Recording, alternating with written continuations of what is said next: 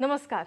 स्वागत है आप सभी का आपदा के सामना के एक और खास अंक को लेकर। मैं हूं आपके साथ कृतिका। आपदा का सामना, दरअसल ये खास कार्यक्रम हम आपके लिए लेकर आते हैं जिससे कि आपदा अगर आपके सामने कभी भी आती है तो उसका कैसे आप सामना करें, क्योंकि कई आपदा जब आती है तो कई सारी चुनौतियां भी अपने साथ लेकर आती है। कहते हैं कि तैयारी में ही है समझदारी। तो इसी समझदारी को बढ़ाते हुए आज हम बात करेंगे बाढ़ को लेकर कि बाढ़ जैसी चुनौती का किस तरीके से सामना करें। साथ ही अगर इस चुनौती जब आती है तो एसडीआरएफ और एनडीआरएफ किस तरीके से अपनी भूमिका निभाती है, इसको लेकर बात करेंगे। आज के इस खास अंक में हमारे साथ में दो मेहमान हमारे साथ जुड़ रहे हैं, साथ ही एक मेहमान हमारे साथ ऑनलाइन भी जुड़ेंगे। तो कौन कौन से वो मेहमान हैं, सबसे पहले उनसे आपको रूबरू करा देते हैं। हमारे साथ में स्टूडियो में इस वक्त मौजूद है एनडीएमए के सदस्य कृष्णा एस वत्स जी। वत्स साहब, आपका बहुत बहुत स्वागत है। साथ ही इस वक्त स्टूडियो में मेरे साथ मौजूद है एनडीआरएफ के डीआईजी मोहसिन शाहिदी जी। मोहसिन जी, आपका भी बहुत बहुत स्वागत है। साथ ही हमारे साथ में ऑनलाइन इस वक्त हमारे साथ मेहमान जुड़ रहे हैं असम एसडीएमए के सीईओ ज्ञानेंद्र देव त्रिपाठी जी। त्रिपाठी जी, आपका भी बहुत बहुत स्वागत है। तो सबसे पहले कृष्णा जी, आपसे मेरा सीधा सवाल यही है कि बाढ़, आखिर भारत की अगर हम बात करें तो भारत में ऐसे कौन कौन से क्षेत्र जो कि सबसे ज़्यादा बाढ़ से प्रभावित रहते हैं, अधिकतर बाढ़ की चपेट में रहते हैं, वो आपसे जानना चाहेंगे। देखिए, बाढ़ के स्वरूप और उसकी व्यापकता में विगत कई वर्षों में काफ़ी कुछ परिवर्तन आया है। पहले बाढ़ का जो प्रकोप था वह गंगा ब्रह्मपुत्र का जो मैदानी इलाका था, जो आसाम से शुरू होता था और उत्तर प्रदेश तक जाता था जी।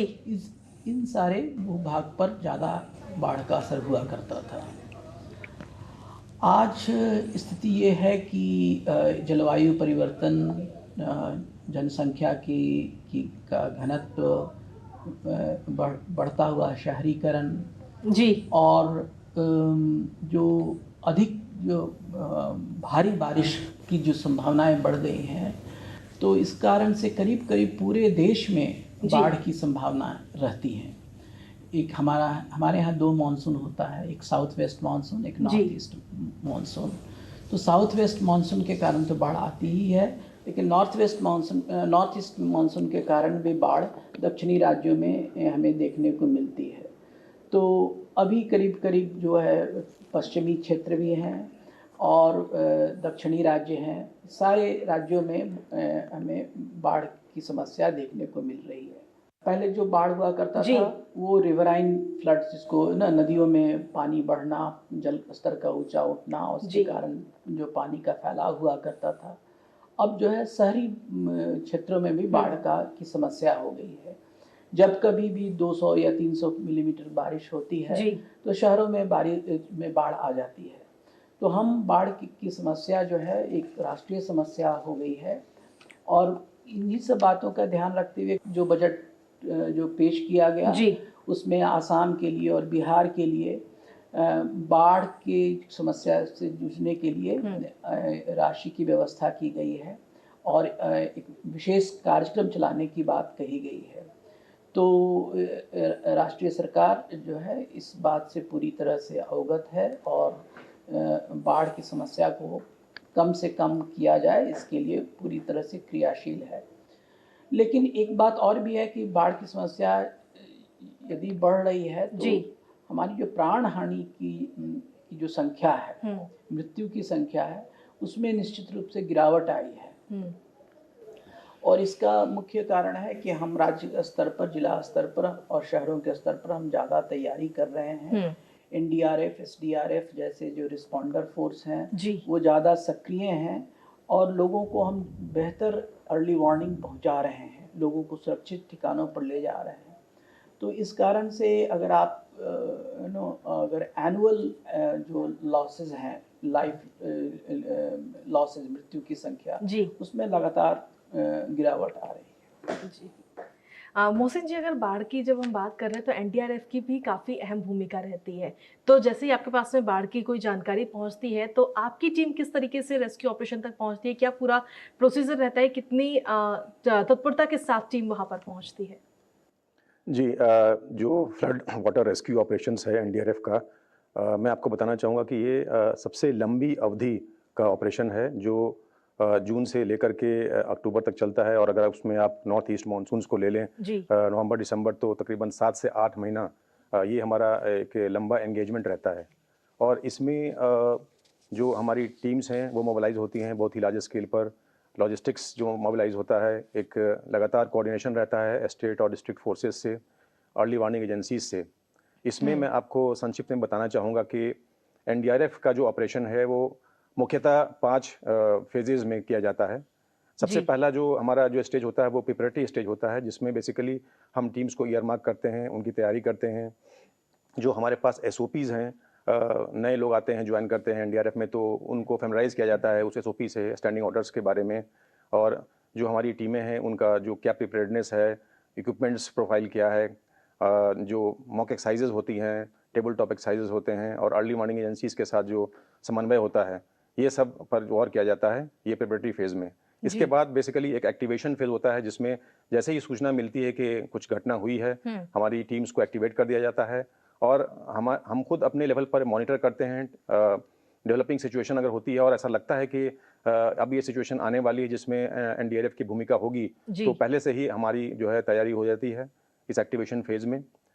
इसके बाद एक मोबिलाइजेशन फेज होता है, जिसमें खास तौर पर फ्लड वाटर रेस्क्यू के लिए हम टीम्स को प्री पोजिशनिंग करते हैं। उनको पहले से तैयार किया जाता है जो खासकर वनरेबल एरियाज है उसमें।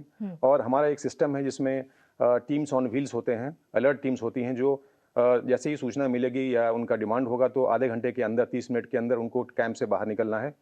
ये लगातार हमारी 2 टीमें हर बटालियन की तैनात रहती हैं हमेशा 24/7।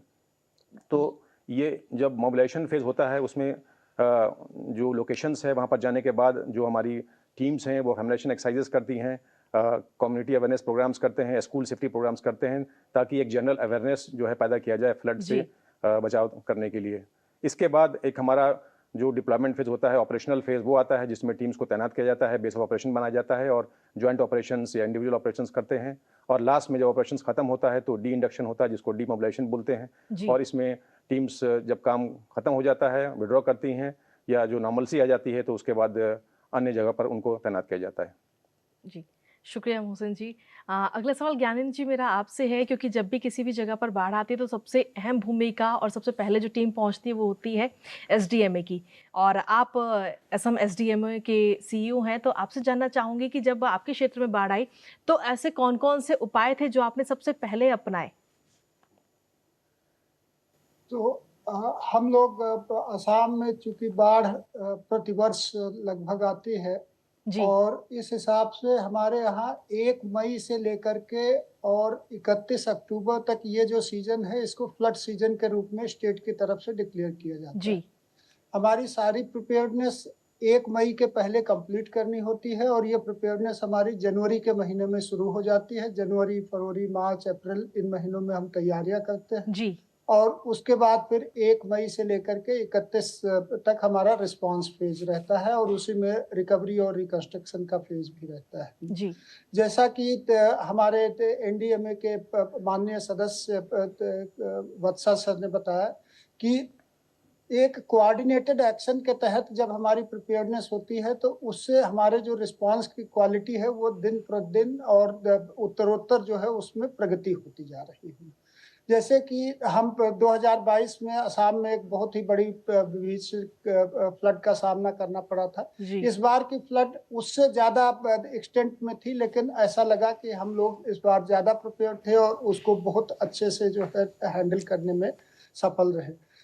मैं यहाँ पर निश्चित रूप से एनडीआरएफ के रोल को जो है हाईलाइट करना चाहूँगा, क्योंकि एनडीआरएफ का जो ये प्री पोजिशनिंग का सिस्टम है ये हमारे प्रिपेयर्डनेस का बहुत ही मुख्य अंग होता है।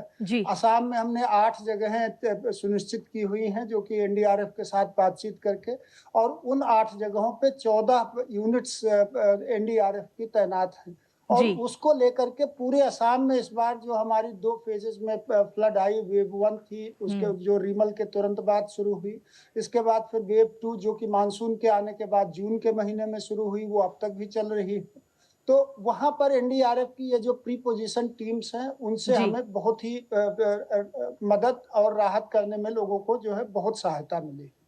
पर जो रिस्पांस हमारा होता है वो 3 लेयर्ड होता है। First layer will come from the community, तो उसमें होते हैं हमारे सिविल डिफेंस के वॉलंटियर्स होते हैं, उसमें हमारे आपदा मित्र होते हैं, उसमें होता है circle level quick reaction teams होती हैं, डिस्ट्रिक्ट डिजास्टर रिस्पांस फोर्सेज होती हैं। तो ये हुआ कम्युनिटी रिलेटेड रिस्पांस होता है। देन फर्स्ट लेवल रिस्पांस जो कि स्टेट की तरफ से होता है वो स्टेट डिजास्टर रिस्पांस फोर्स होती है, जिसकी 5 कंपनियां हमारे पास हैं और उनको हमने पूरे स्टेट में 57 लोकेशंस पे जो है स्ट्रेटेजिकली जो है रखा हुआ है, जिससे कि उनका रिस्पांस जो है सुनिश्चित किया जा सके।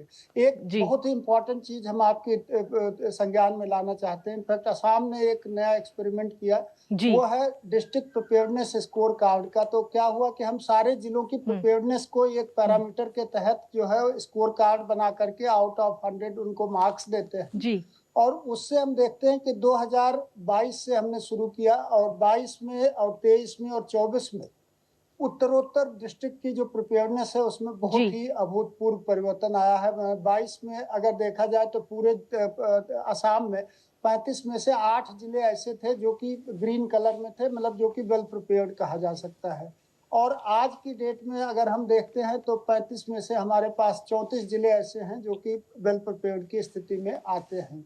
तो उस हिसाब से हमारी प्रिपेयर्डनेस काफ़ी इम्प्रूव हुई है फ्लड प्रिपेयर्डनेस स्कोर कार्ड के कारण। तो इन सारी चीज़ों से हम लोग बाढ़ को जो है उचित तरीके से रिस्पॉन्ड करने में सक्षम हुए हैं। तो बिल्कुल अगर देखा जाए तो बीते दिनों के मुकाबले आज की तारीख में हमारे पास में कई सारी टेक्नोलॉजीज हैं जिनका सहारा लेते हुए हम इन आपदाओं से निपटने के लिए हरदम तैयार रहते हैं। ज्ञानन जी, आपके पास में वापस आऊंगी। तो जिस तरीके से हम लगातार बात कर रहे हैं बाढ़ को लेकर के कि बाढ़ जैसी अगर चुनौती आती है हमारे सामने, ये आपदा अगर आती है तो हमें किस तरीके से उसका सामना करना है, उसको लेकर किस तरह की तैयारी हमारी रहनी चाहिए, उस पर आज का ये खास कार्यक्रम है। कहेंगे एक छोटे से ब्रेक के लिए। Subhash Chandra Bose Apada Prabandhan Puraskar, instituted by Government of India to honor selfless service in disaster management. There will be up to 3 awards. If the award winner is an institution, it shall receive a certificate and a cash prize of rupees 51 lakhs. If the award winner is an individual, the winner shall receive a certificate and a cash prize of rupees 5 lakhs. To apply, visit awards.gov.in or ndma.gov.in today. The last day of filing an application is 31st August 2024. Subhash Chandra Bose आपदा प्रबंधन पुरस्कार। आपदा प्रबंधन में निस्वार्थ सेवा को सम्मानित करने के लिए भारत सरकार ने एक वार्षिक पुरस्कार की शुरुआत की है। इसके अंतर्गत 3 पुरस्कार होंगे। यदि पुरस्कार विजेता एक संस्थान है तो उसे प्रमाण पत्र और 51 लाख रुपए का नगद पुरस्कार मिलेगा। यदि पुरस्कार विजेता व्यक्ति है तो विजेता को प्रमाण पत्र और 5 लाख रुपए का नगद पुरस्कार दिया जाएगा। अधिक जानकारी और आवेदन के लिए अभी विजिट करें awards.gov.in और ndma.gov.in। आवेदन भरने की अंतिम तिथि 31 अगस्त 2024 है।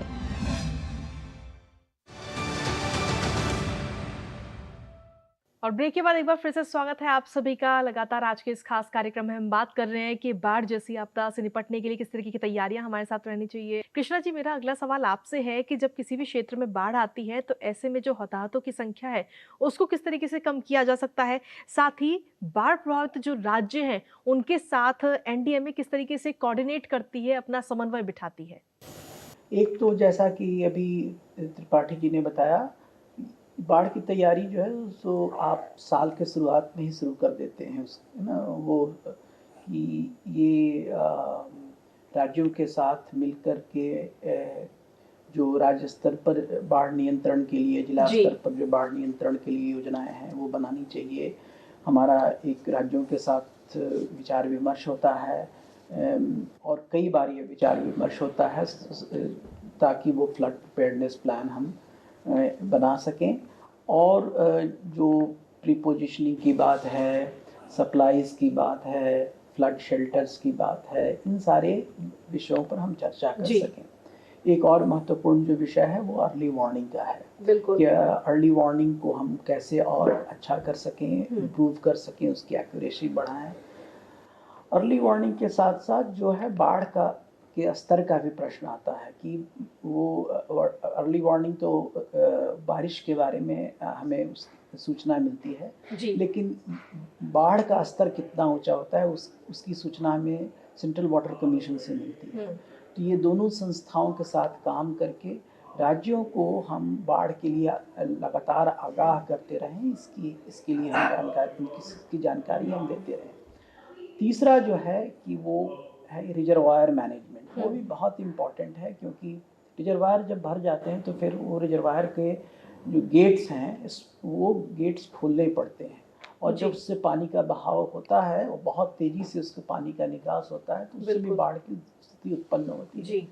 तो रिजर्वायर मैनेजमेंट को हम किस तरह से अच्छे से कोऑर्डिनेट कर सकें, जिसके कारण लोगों को सूचना मिल सके, और बाढ़ और जो पानी का निकास है उसको एक हम सही तरीके से सुसंचालित कर सकें, ताकि लोगों को इसका सामना न करना पड़े। तो ये सारी जो है राज्य और केंद्रीय शासन, ये दोनों मिल कर के इन सारी चीज़ों को सुसंचालित करते रहती हैं। हम हमेशा पानी के स्तर की बात करते हैं, लेकिन पानी के बहाव की गति होती है ना तो हमें पानी के बहाव की गति का भी ध्यान रखना चाहिए।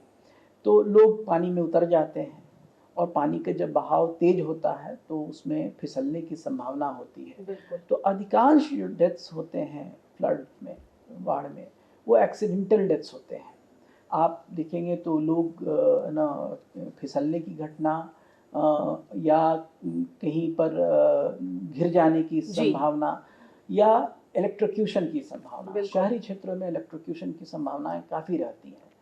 तो एक जो मूलभूत जो प्रिकॉशन लेना है वो ये कि जब भी पानी है कहीं भी, तो उस पानी को किसी तरह से अवॉइड करना है, सुरक्षित जगह पर जाना है, परिवार को सुरक्षित जगह पर ले जाना है, और पानी में उतरना नहीं है। क्योंकि हम और भी देखते हैं शहरों में मैन होल की संभावना है, मतलब लोग गिर जाते हैं कभी-कभी।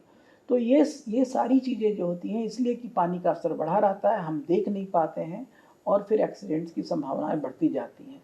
तो हमें व्यक्तिगत स्तर पर, पारिवारिक स्तर पर और सामाजिक स्तर पर इसकी पूरी पूरी देखभाल करनी चाहिए, पूरी जिम्मेदारी लेनी चाहिए, ताकि ये किसी तरह का एक्सीडेंट ना हो और जान हानि कम से कम की जा सके। जी ज्ञानंद जी, आपने बताया कि किस तरीके से जब बाढ़ आई आपके क्षेत्र में, आपके राज्य में, तो आपने किस तरीके से रिस्पॉन्स किया, लेकिन साथ ही इस रिस्पॉन्स के दौरान कई सारी चुनौतियां भी रही होंगी आपके सामने, आपकी टीम के सामने, तो उनका किस तरीके से सामना किया है? क्योंकि असम की अगर हम बात करें तो हर साल ही वहाँ पर बाढ़ जैसे हालात बनते हुए हमें नजर आते हैं, तो हर साल ही उन चुनौतियों से आपको निपटना है, तो क्या कुछ अहम चुनौतियां रहती हैं ऐसे में? मैं कहना चाहूँगा, जैसे क्या है कि हमारे जो असम है एक प्लेन स्टेट है, और चारों तरफ जो है वो पहाड़ी क्षेत्रों से आच्छादित है। तो इधर अरुणाचल प्रदेश हो गया, या नागालैंड हो गया, या मणिपुर हो गया, या बाकी स्टेट्स हैं, इधर भूटान हो गया। सो क्या होता है कि वहाँ पर जब रेनफॉल होती है, उस रेनफॉल का अफेक्ट जो है वो असम में होता है। जैसे इस बार की हम वेव 1 की जब बात करें तो रीमल के समय पर हमारे जितने भी नेबरिंग स्टेट्स थे, सब में एक्सेस रेनफॉल, जैसे कि हमारे पास जो डेटा है उसके हिसाब से मणिपुर में 231% डिपार्चर हुआ, मेघालय में 374% डिपार्चर हुआ, मिजोरम में 445% डिपार्चर हुआ। मींस यूजुअल रेनफॉल से ये एक्सेस रेनफॉल हुआ। अब क्या होता है कि वो रेनफॉल फिर ड्रेन आउट होता है, तो इस कारण से जो है हमारे सामने एक विशिष्ट परिस्थिति बन जाती है। बिल्कुल। दूसरा, हमारा कुछ 2 हिली डिस्ट्रिक्ट्स हैं, जैसे करबी एंगलोंग और दीमा हसाओ डिस्ट्रिक्ट, तो वहां पर उनको कनेक्ट करने के लिए एक नेशनल हाईवे है और रेलवे लाइन है। वो दोनों जब लैंडस्लाइड, चूंकि लैंडस्लाइड सबसे बड़ा असर पड़ता है जब बरसात ज्यादा होती है, जी बिल्कुल। तो लैंडस्लाइड होने के कारण वो दोनों नेशनल हाईवे और रोड बंद हो जाती हैं। तो उससे क्या होता है, हमारे जो 3 जिले बराक वैली के हैं, दैट इज कछार, करीमगंज और हैलाकानी, तो वहाँ पे सप्लाई सुनिश्चित करना थोड़ा मुश्किल काम हो जाता है, क्योंकि मेघालय में भी लैंडस्लाइड से रास्ते बंद हो जाते हैं, इधर हमारे पहाड़ी जिलों में भी बंद हो जाते हैं। तो उस समय के लिए जो है हम एक विशिष्ट स्थिति को रखने के लिए अपना स्टॉक मेंटेन करते हैं बराक वैली में। 2022 में हमने इंडियन एयरफोर्स का भी सहारा लेना पड़ा इवन फॉर मेंटेनिंग सप्लाईज, तो वो होता है। दूसरी, जैसे अरुणाचल प्रदेश में बारिश हुई तो उसके कारण से जो है हमारे ब्रह्मपुत्र में ज़्यादा पानी आ जाता है, और ब्रह्मपुत्र में ज़्यादा पानी आने से बहुत ही ज्यादा जिले उससे प्रभावित होते हैं। और अपर असम में चूंकि फ्लड रेसिलियंस उतनी ज्यादा नहीं है जितनी कि नॉर्थ असम या लोअर असम में है, तो उस कारण से वहां जब फ्लड आती है तो उससे फिर लोगों का ज्यादा रिएक्शन भी होता है। तो उससे बचने के लिए जो है हम लोग कोशिश करते हैं कि जितनी भी डैम कंट्रोलिंग अथॉरिटीज हैं, चाहे वो नागालैंड में हो, चाहे अरुणाचल में हो और चाहे भूटान में हो, हमने सबके साथ एक कोऑर्डिनेशन मैकेनिज्म कर रखा है कि आप यहाँ से जब भी पानी रिलीज होगा तो उससे हमें बताया जाएगा, हम जिससे लोगों को अर्ली वार्निंग कर सके, उनको इवैक्यूएट कर सके। तो ये कुछ चैलेंजेस हैं जो कि हम फेस करते हैं और उसको हम समय के साथ साथ अपनी टेक्नोलॉजी और साइंस का यूज करते हुए उसको हम सॉल्व करने में भी सक्षम हो रहे हैं। तो जिस तरीके से हम लगातार बात कर रहे हैं बाढ़ को लेकर के कि बाढ़ जैसी अगर चुनौती आती है हमारे सामने, ये आपदा अगर आती है तो हमें किस तरीके से उसका सामना करना है, उसको लेकर किस तरह की तैयारी हमारी रहनी चाहिए, उस पर आज का ये खास कार्यक्रम है। रुकेंगे एक छोटे से ब्रेक के लिए। Subhash Chandra Bose Aapda Prabandhan Puraskar, instituted by Government of India to honor selfless service in disaster management. There will be up to 3 awards. If the award winner is an institution, it shall receive a certificate and a cash prize of ₹51 lakhs. If the award winner is an individual, the winner shall receive a certificate and a cash prize of ₹5 lakhs. To apply, visit awards.gov.in or ndma.gov.in today. The last day of filing an application is 31st August 2024. Subhash Chandra Bose आपदा प्रबंधन पुरस्कार। आपदा प्रबंधन में निस्वार्थ सेवा को सम्मानित करने के लिए भारत सरकार ने एक वार्षिक पुरस्कार की शुरुआत की है। इसके अंतर्गत 3 पुरस्कार होंगे। यदि पुरस्कार विजेता एक संस्थान है तो उसे प्रमाण पत्र और 51 लाख रुपए का नगद पुरस्कार मिलेगा। यदि पुरस्कार विजेता व्यक्ति है तो विजेता को प्रमाण पत्र और 5 लाख रुपए का नगद पुरस्कार दिया जाएगा। अधिक जानकारी और आवेदन के लिए अभी विजिट करें awards.gov.in और ndma.gov.in। आवेदन भरने की अंतिम तिथि 31 अगस्त 2024 है।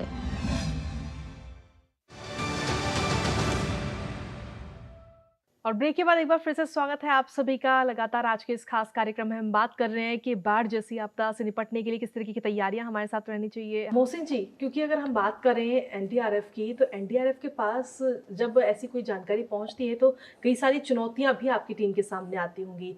तो ऐसे में क्या कुछ वो अहम चुनौतियां रहती हैं एनडीआरएफ के लिए? साथ ही क्या हमारे पास में ऐसा कोई यंत्र है जो पहले से ये बता सके कि ज़्यादा बारिश होने वाली है? ज़्यादा बारिश का तो चलो अंदाज़ा फिर भी हमारी जो आईएमडी की टीम है वो लगा लेगी, लेकिन बाढ़ जैसे हालात बन जाएंगे, क्या इसको जानने के लिए किसी प्रकार की कोई टेक्नोलॉजीज आज हमारे पास में उपलब्ध है? देखिए, वर्तमान में एक बड़ा रोबस्ट हमारा इंस्टीट्यूशनल मैकेनिज्म है जिसके तहत कार्रवाई हो रही है, मगर इसके बावजूद कई चैलेंजेस हैं जो लगातार बने रहते हैं। इसमें जैसे ऑपरेशन जब होते हैं फ्लड में, इवैक्यूएशन एक बहुत बड़ा एक एक्शन होता है, तो उसमें देखने को मिला है कि बहुत रिलेक्टेंस होता है लोगों का घर से निकलने के लिए। तो ये एक चैलेंज हमारे लिए होता है कि कैसे निकालें, क्योंकि उसमें महिलाएं होती हैं, प्रेग्नेंट बूढ़े लोग होते हैं, और कई बार जानवर हैं, पशु हैं, उनको छोड़ना नहीं चाहते हैं, उसके वजह से वो जाना नहीं चाहते हैं। या फिर उनको लगता है कि जहाँ पर जो कंटीजेंसी प्लान किया गया है, इवैक्यूएशन सेंटर्स बनाए गए हैं, उसमें पर्याप्त सुविधा नहीं है। हालांकि इसमें लगातार प्रगति हो रही है, ये एक चुनौती रहती है। इसके अलावा नाइट ऑपरेशंस बहुत बड़ा चैलेंज है हमारे लिए, क्योंकि रात में अगर लाइव रेस्क्यू करना है, जान बचाना है, तो हम सवेरे का इंतज़ार नहीं कर सकते हैं।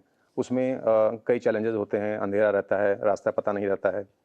फिर एक स्विफ्ट वाटर जो एक रेस्क्यू होता है खासकर पहाड़ों पर, उसमें भी एक कैलकुलेटेड रिस्क लेना पड़ता है कि बहाव बहुत ज़्यादा होता है, तो उसमें हम कैसे बोट्स को अंदर डालेंगे और एक रेस्क्यूअर्स की सेफ्टी को भी जो है वो कायम रखा जाए, ये एक चैलेंज रहता है।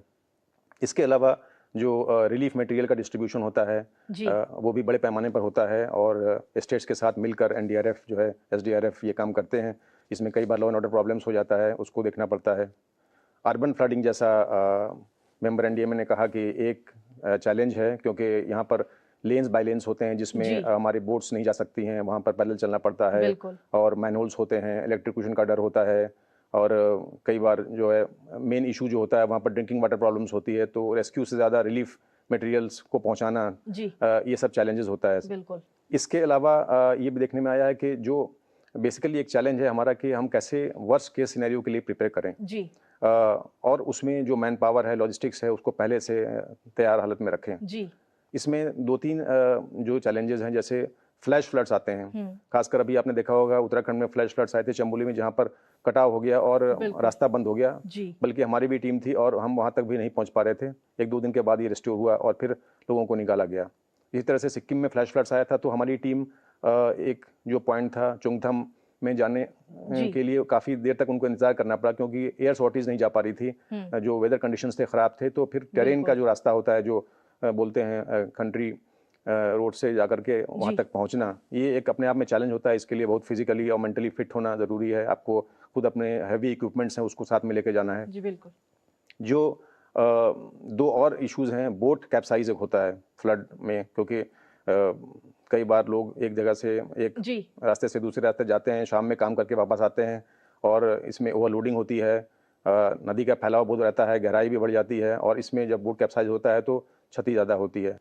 जो आपने कहा कि क्या हमारे पास तंत्र है, जो अर्ली वार्निंग सिस्टम है, उसमें हमारा एक NDRF, CWC और IMD, ये 3 एजेंसीज डेली एक एडवाइजरी निकालते हैं, जिसमें IMD अपना प्रेडिक्शंस निकालते हैं 5 डेज का, जो रिजर्वायर डैम की स्थिति है वो बताया जाता है उसमें, और NDRF का जो डिप्लॉयमेंट है, इससे MHA में और जो एस्टेट्स हैं उनको मदद मिलती है और एक तैयारी के लिए जो है ये कार्रवाई होती है। इसके अलावा जो रीजनल सेंटर्स हैं उसमें भी हमारे जो यूनिट के कमांडेंट्स हैं और जो SDMAs हैं, इनका बहुत क्लोज कोऑर्डिनेशन है। और जैसे ही सिचुएशन बनती है तो 1-to-1 डिस्ट्रिक्ट मजिस्ट्रेट से और एडमिनिस्ट्रेशन से क्लोज कोऑर्डिनेशन रहता है। SEOC जो है स्टेट्स के इमरजेंसी ऑपरेशन सेंटर हैं, उनसे जो है कोऑर्डिनेशन होता है, ताकि वक्त रहते ही टीम्स को तैनात कर दिया जाए। और हमारा, मैं कहना चाहूँगा कि एक अच्छी चीज़ जो है, जो हमारा डिप्लॉयमेंट सिस्टम है, उसमें हालांकि प्रोविज़न ये है कि रिलीफ कमिश्नर या स्टेट के प्रिंसिपल सेक्रेटरीज जब वो रिक्वेशन देंगे तो NDRF जाएगी, मगर अगर कोई एक नीचा अधिकारी भी अगर NDRF की मांग करेगा तो NDRF का टीम कमांडर खुद अपने लेवल पर वो डिसाइड कर सकता है और बाद में जो फॉर्मेलिटीज़ हैं वो की जाती हैं। तो इससे वक्त रहते ही लाइव रेस्क्यू और ऑपरेशंस किया जाता है। चलिए, बहुत बहुत शुक्रिया आप तीनों ही मेहमानों का अपना कीमती समय आज हमारे इस खास कार्यक्रम को देने के लिए। तो जिस तरीके से आज के इस खास कार्यक्रम में हमने जाना कि बाढ़ जैसी जब आपदा आपके सामने आती है तो उससे निपटने के लिए तमाम जो रेस्क्यू टीम है, किस तरीके से रेस्क्यू ऑपरेशन वहाँ पर चलाए जाते हैं, कैसे और किन किन चुनौतियों का सामना करके लोगों की जान को बचाया जाता है, आज के इस खास कार्यक्रम में हमने जाना। फिलहाल आज के इस खास कार्यक्रम में इतना ही। मुझे और हमारी पूरी टीम को दीजिए अनुमति। नमस्कार।